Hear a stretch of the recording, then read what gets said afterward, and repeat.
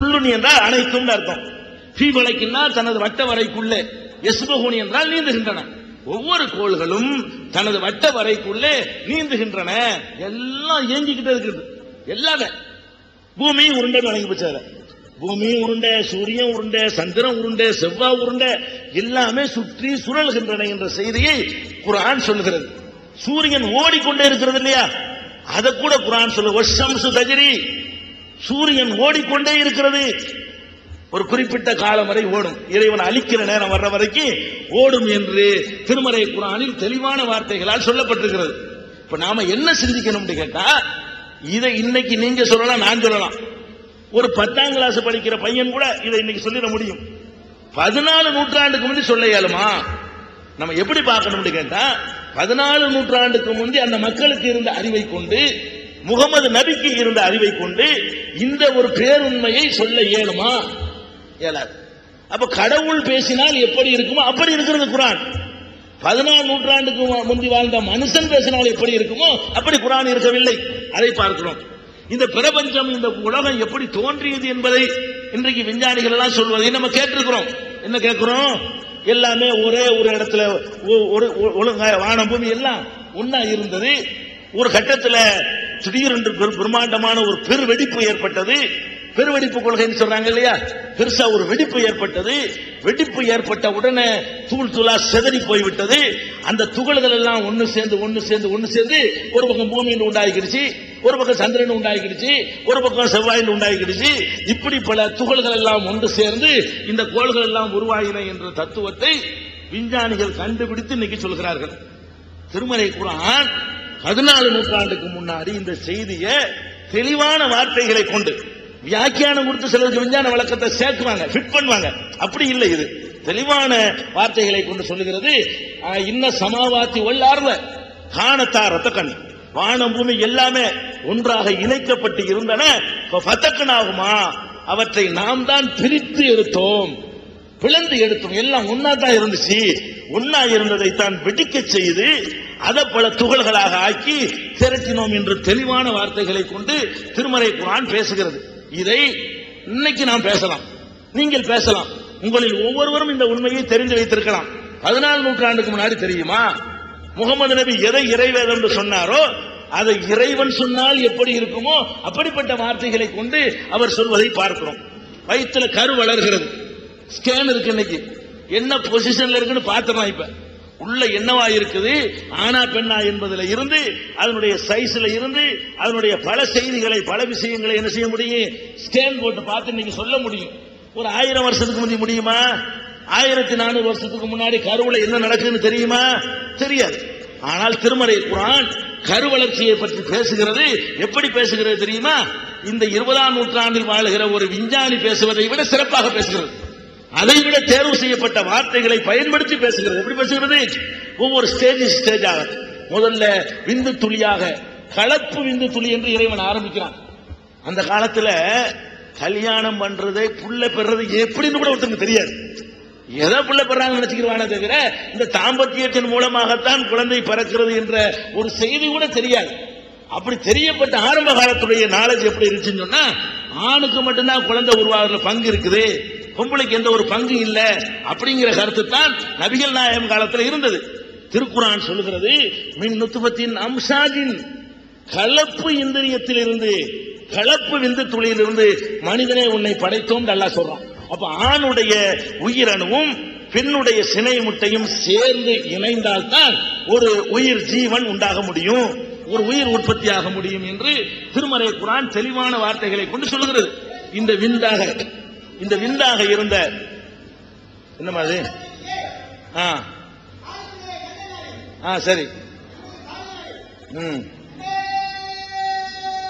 சரி முடிச்சுக்கிட்ட அவர் உட்கார வைங்க ஐயாவை.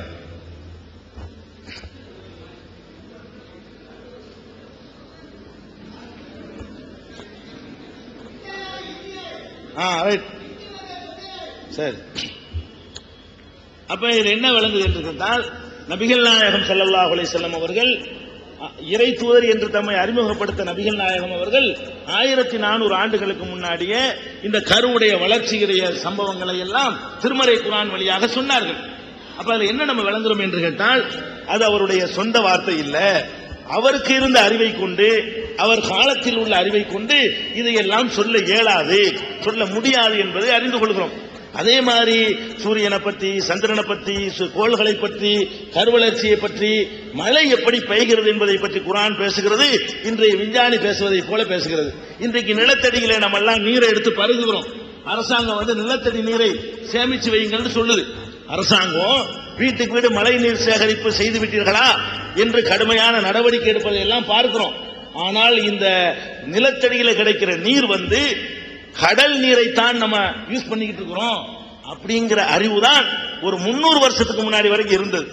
நிலத்தடி நீர் மழை நீரினால் தான் சேமிக்கப்படுகிறது என்ற நாலேஜ் ஒரு 300 வருஷமாகத்தான் மனிதனுக்கு கிடைச்சிருக்கணும். கிணறு தோன்றும் இல்லையா, ஊத்தெடுக்கிறோம் இல்லையா, இதெல்லாம் எந்த தண்ணீர் கேட்டா கடல் தண்ணீர் அப்படி வடிகட்டி வடிகட்டி சேருகிறது என்றுதான் மனிதன் அறிந்து வைத்திருந்தான். ஆனால் கடல் தண்ணீர் நிச்சயமாக வருவது இல்லை, சில குறிப்பிட்ட இடத்துக்கு தான் வர முடியும். நிலத்தடி நீர் எப்படி வருகிறது என்று சொன்னால், பெய்கிற மழைகளை எல்லாம் பூமி உறிஞ்சி கீழே கொண்டு சென்று சேமித்து வைக்கிறது. அதனால நீங்க மழை நீரை சேகரிங்கள் என்ற தத்துவத்தை இன்னைக்கு உலகத்துக்கு சொல்லிட்டு இருக்கிறாங்க. இதை குர்ஆன் சொல்லுகிறது. நாங்கள் மழை பெய்ய வைக்கிறோம், பூமிக்கு உள்ளே அதை குடியிருக்க செய்கிறேன். மழை பெய்ய வைத்து பூமிக்கு உள்ளே அதை நான் குடியமர்த்துகிறேன், அதை சேமித்து வைத்திருக்கிறேன் என்று திருமறை குர்ஆன் நமக்கு ஊற்றுகள் மூலமாக, கிணறுகள் மூலமாக கிடைக்கிற நீர்கள் எல்லாம் மழை நீரினால் கிடைத்த சேமிப்பு என்ற இந்த பேருண்மையை 14 நூற்றாண்டுக்கு முன்னாடியே திருமறை குர்ஆன் தெளிவான வார்த்தைகளை கொண்டு சொல்லுகிறது. இப்படி பல உண்மைகள், இந்த மாதிரியான செய்திகளை சொல்லுகிறது. ஒரு சாதாரண ஒரு சின்ன உண்மை உங்களுக்கு சொல்கிறேன். நம்ம எல்லாம் தேனை பற்றி அறிந்து வைத்திருக்கோம்.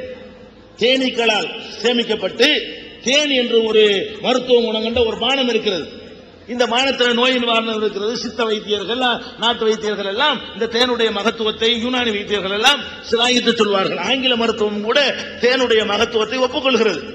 இந்த தேனை எவ்வாறு உற்பத்தி செய்கிறது, தேன் எப்படி நமக்கு கிடைக்கிறது என்ற அறிவு ஒரு 50 வருஷத்துக்கு முன்னாடி மனுஷனுக்கு கிடையாது. என்ன நினைச்சுக்கிட்டு இருந்தா, தேனீக்கள் அந்த மலர்களில் இருந்து அந்த தேனை, குளுக்கோஸை உறிந்து கொண்டு அதை கூட்டுல சேர்க்குது, உறிஞ்சிட்டு வந்துடுதான். கூட்டுல கொஞ்சம் கொஞ்சமா கொட்டி கொட்டி என்ன செய்யுது, சேர்க்குது. அப்படிங்கிறது தான் 50 வருஷத்துக்கு முன்னாடி வரைக்கும் மனிதனுக்கு இருந்த அறிவு. 50 வருஷத்துக்கு முன்னாடி என்ன கண்டுபிடிச்சிட்டான்னு கேட்டா, தேனு வாயிலிருந்து வர்றது இல்ல, தேனீக்கள் அந்த குளுக்கோஸை சாப்பிட்டு விடுகிறது. சாப்பிட்ட உடனே உள்ளதான் மிஷின் இருக்கிறது. அது என்ன செய்யுதுன்னா, அந்த சில வேலைகளை செஞ்சு கழிவு பொருளாகத்தான் வருகிறது தேனு. அது சாப்பிடுவது குளுக்கோஸ், தேனீக்களுடைய கழிவு தான் தேன். அது கழிவா கழிக்குது இல்லையா, அந்த கழிக்கக்கூடிய கழிவு பொருள் தான் தேன் என்பதை இன்றைக்கு விஞ்ஞானிகள் கண்டுபிடித்து இப்படித்தான் தேன் வருகிறது என்று கண்டுபிடிச்சு சொல்லுகிறார்கள். அப்ப தேனீக்கள் குளுக்கோஸ் தான் சாப்பிடுது, அது தேனை சாப்பிடுறது இல்லை. அந்த குளுக்கோஸ் உள்ள போய் தேனை மாத்திர மிஷின் உள்ள இருக்குது. தேனீக்களுடைய வயிற்றுக்குள்ளதான் அந்த சமாச்சாரங்கள்லாம் இருக்கிறது. இதை என்ன பண்ணிவிட்டான் தெரியுமா, ஒரு தேனி எடுத்து ஏன் அளவுக்கு பெருசாக்கி பார்க்கிற அளவுக்கு எல்லாம் கருவிகள் இருக்கிறது. ஒரு தேனியை என்னுடைய சைஸ்க்கு நீ பார்க்கலாம். அந்த மாதிரி பார்த்து அதுல எப்படி தேனு வருதுன்னு பார்க்கறான். பார்த்தா பேக் சைட்ல இருந்து வருது தேன். தேனி கூட்டுல இருக்குது, இது வாயில இருந்து வரல.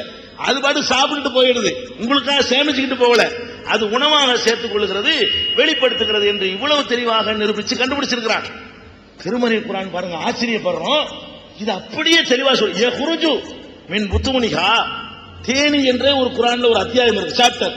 இந்த தேனிங்கிற சாப்டர்ல குர்ஆன் சொல்லுகிறது, யஹ்ருஜு மின் புத்தூனிஹா, தேனீக்களுடைய வயிறுகளில் இருந்து வெளிப்படுகிறது ஷராபுன், அது ஒரு பானம் வெளிப்படுகிறது.